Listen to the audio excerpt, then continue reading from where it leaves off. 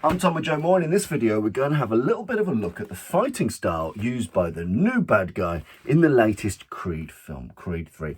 So it's a breakdown of the boxing style of Diamond Dame. Now, Diamond Dame in the film starts off as a good amateur boxer, Golden Gloves boxer.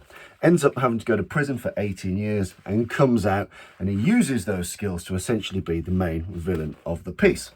And I just want to break down some of the things that make his choreography and his fight boxing style quite interesting. So one of the first things you'll notice is that Diamond Dame uses what's known as a cross guard, a double forearm cross guard. And you'll have seen this in the latter day boxing of George Foreman. You'll have seen it in Ken Norton. You've seen it way back in the day with Archie Moore. And it works a little bit like this. And again, styles vary. So again, I'm just going to give you a basic 101 version. In the basic 101 version, the lead arm is around about jaw height and somewhat rotated out like so. So the inner of the forearm is somewhat towards the opponent. And the rear arm crosses the body like so. The knees are bent, the chin is tucked, and the shoulders are high. And you end up with a shape a little like this. Okay, so this is a cross arm guard. Now some change the position like so, but the working principles is there's some projection forward and the rear hand is a bit closer to the body. Again, this does vary like so. And this has got some really great benefits.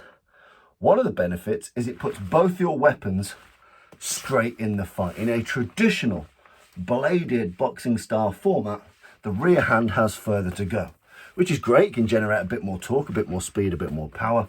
But in this cross arm guard, both hands can reach out with relative ease. So you can be firing both weapons relatively easily. Defensively, if we look at it broadly, against hooks, it defends the sides of your jaw. Here, I'll take that hand out of the way. Just this cross arm goes, I'm going to raise so you can see and hear me. But this arm being raised covers a good side of my jaw and puts a solid elbow spike in the way. So hooking that is a nasty piece of work. This arm across my body protects both my liver and my spleen at opposite sides of my torso, my liver and my spleen. By having this arm here, my two premium boxing targets for the body, liver and spleen, are covered like so. And the chin being tucked makes it quite difficult. And this arm being here makes it really difficult to land a flush uppercut, because defending the uppercut coming underneath is relatively quick work. You know, it's one of the only guards that has a robust inbuilt uppercut defense. So it's good against hooks. Any straight shot has to navigate above or around the obstacle you put in the way, this cross arm guard, like so. You're on balance, like so. And again, this can flow and vary as you do when you're boxing, but typically the double guard works like this, the cross guard works like this. So you've got elbows that get in the way of shots, you've got covers over the vulnerable areas, the jawline, the button, the liver and the spleen. So all these areas are defensively sound and covered. And it puts you in that aggressive mindset because both arms are relatively forward. You're already on your train tracks, you're already in a sprinter's position almost to drive straight through your opponent. So it's a good, aggressive, but defensively sound guard here. And you'll see Diamond Dame use this a lot. And again, if you think about the time in the storyline when he went to prison, boxers like the latter day exploits of George Foreman, you know, there would have been, those are the things that you would have watched growing up as a kid. Those are the things that would be coming on TV as highlight reels. You know, these would be normal. So we can see definite usage and deliberate usage of this cross arm guard. Now, another great benefit of this is that it can be blocking upwards, outwards, like so. So you've got good kind of shopping defenses too. If you do want to meet the attack as opposed to just cover the target, you've got great usage of this, almost like a windscreen wiper, like so, and down and across. You've got all this available to you should you wish to defend. And again, this isn't static, it's in perpetual motion. And that brings me to the next point. The next point of analysis is that the character, drawing on the influences of the time, such as George Foreman and Mike Tyson, is always in perpetual motion, always in perpetual motion. So again, he's always moving, as well as being defensively sound and driving forward. the character is in perpetual motion. If he's taking shots, he'll eat them on this defensively sound guard and then return fire. So perpetual motion and a cross arm block, which has many great defensive opportunities while keeping you psychologically and physically on the offensive footing. So we've got perpetual motion, always moving your head. If you think about a big influence for that character at the time, again, looking at the timings, Mike Tyson, using his peekaboo, always moving his head. The character Diamond Dame is essentially using a Foreman-style cross-arm guard, but with Tyson-style, or if you want to go a bit more historical, Frazier-style, perpetual motion to take and gain ground and be difficult to hit. So, other things that you'll notice, you'll see the character sometimes slip into Philly shell. And a Philly shell is what's known as a crab guard. So a crab guard, the idea of a crab guard, if you think about a crab, it has its arms forward, doesn't it? It has its claws across its body and its arms always at some type of 45 degree. So if you're a crab, this is how you're crabbing. So Philly shell is a bit of a type of crab guard in that the lead hand covers the torso and is lower down. The rear hand is tight to the jaw and the body is bladed. Now the principle of this being that I can use my shoulder to defend shots that come in, nice and easy. So I can shell up, Philly shell. Yeah. It's still a type of crab guard because my arms are still bent into these two right angle shapes. Okay. So you could think of the double guard and the Philly shell as two types of right angled crab guard, if you will. But the Philly shell across here, my body is well covered, my liver and my spleen are still well covered, my jaw is well covered from the shoulder, and I can use this rear hand to deflect any shots coming from this direction in by keeping it tight or meeting it out. I can move to shore up this defense if I need to, like so. If I have to double up on this shoulder guard, I can. I can also catch relatively easy, so I can catch a shot that comes straight down the middle. And I've got all sorts of cover. So if you think of my Philly shell, bladed on, I've got rolling defenses, so I can use my shoulder. I can flare my elbow somewhat, and you see the character do this. So I can flare that elbow out.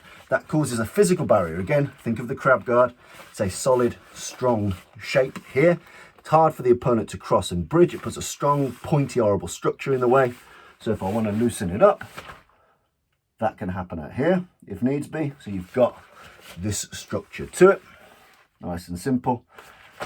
Shoulder, elbow, and you've got this hand here, here, here, or in any number of places. You've got great motion to defend with this rear hand as well as having it tight. So you'll see the Philly shell or other variations of the crab guard, and you'll see the double forearm cross guard like so from the character. So again, two systematic, very popular, very effective guards of the time. We still see these in many forms today.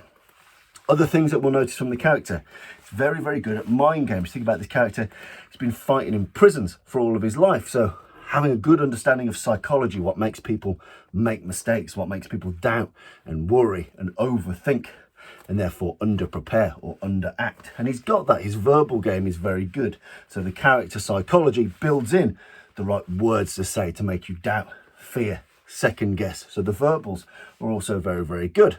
And it'll also do things like draw you in. So again, by leaning in and having you, questioning you, insulting you, by leaning forward, is allowing himself to take any shot you may give on that Philly shell and then fire back if needs so. So I can lean forward with a Philly shell, goad you, defend, fire back, nice and easy. So again, it's quite good for baiting in, a bait and switch. You bait forward, you take whatever incoming is there, boom, you fire those shots back. And you see the character do that. He'll insult, goad, make faces, leaning forward, knowing that you're unbalanced enough to cover and return fire. So again, interesting point of using psychology as a background to the character. So you can see the boxing influences of that character represent in terms of types of the guard, the location, you know, Philly, Michigan shell, all these things coming out as that moved in popularity across America in that kind of 90s period. You can see things like Mayweather, James Toney, all moving into using these guards. So Philly shell being used, cross arm guard being used, great use of mind games and tricking and switching and baiting. What you're also seeing is really great use of dirty tactics, such as using the knee to make a bit of space. If you walk forward aggressively, if you stride forward with your legs, if you start to walk, as opposed to doing a normal boxing shuffle, you walk forward normally with a bit of venom, your knees can be cracking into the inner thighs of the opponent, making a bit more space, knocking them off balance. You'll see those old pro tricks. And you also see in the film the hook to the elbow.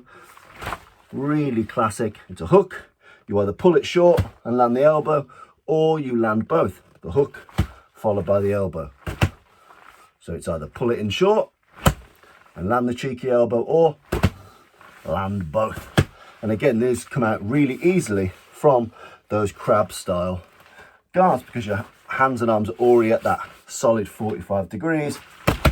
Landing those types of hook elbows is really easy to do from those positions. So you see that bit of gamesmanship. You also see, which is quite interesting from this double guard, shoulder stopping. So from here, pushing hard on the shoulder. So again, if you've ever sparred someone that rams their fist solidly into that shoulder joint, bang! You know, again, it's not legal, but you can get away with it using the inner part of the glove.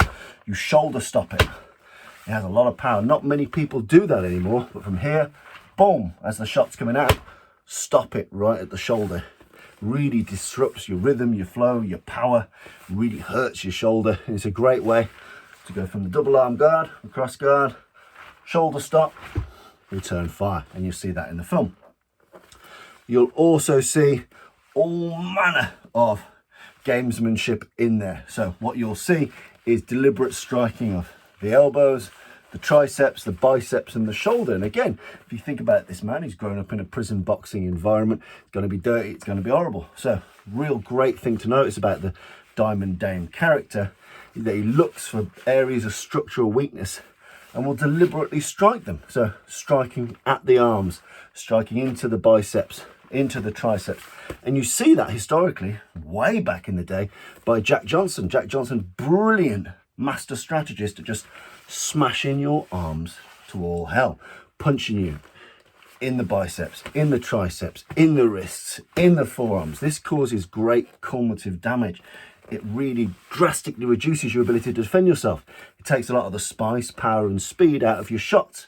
And again, it requires good seasoned knowledge. You need to be confident enough in your ability to go the distance to invest time in cracking into the arms. Yep.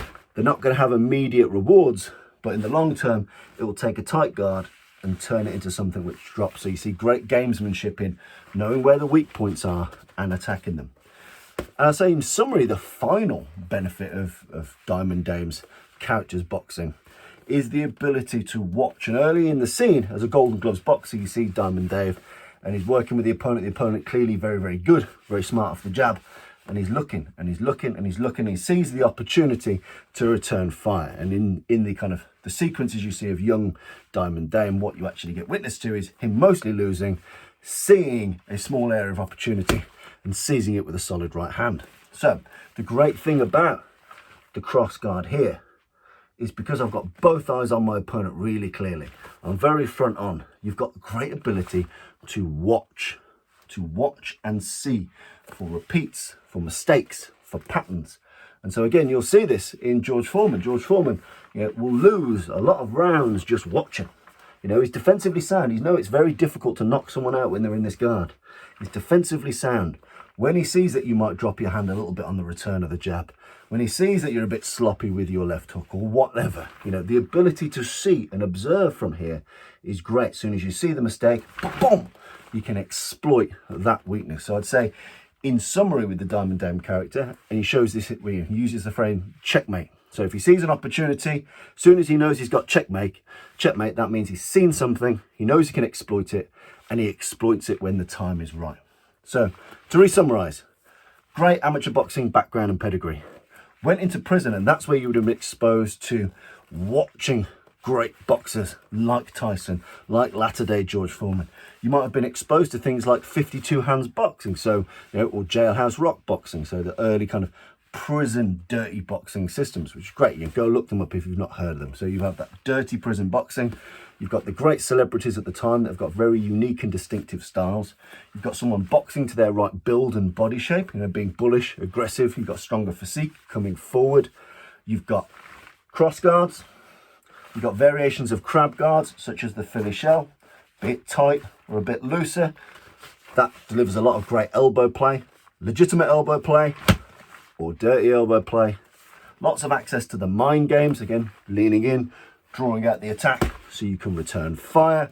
And you've got brilliant gamesmanship in attacking the weak and vulnerable points, all encapsulated by the ability, using this boxing style, to look and see and spot mistakes, spot bad habits, and exploit them ruthlessly. So those are some of the things that you can see in Creed 3 via the character of Diamond Dane. It's quite interesting to look at influences and how the stunt choreographers and the fight choreographers would have looked at that person, their build, their physique, their background, the time in which they were growing up, to form out a way in which they can fight. So it's a really interesting, nuanced fight scenes in the film. So I encourage you to give it a go. But if anything else, make sure you give the cross-arm guard a bit of a play. I use it all the time when I'm boxing. It suits me. I really enjoy it. So crack on, give it a whirl.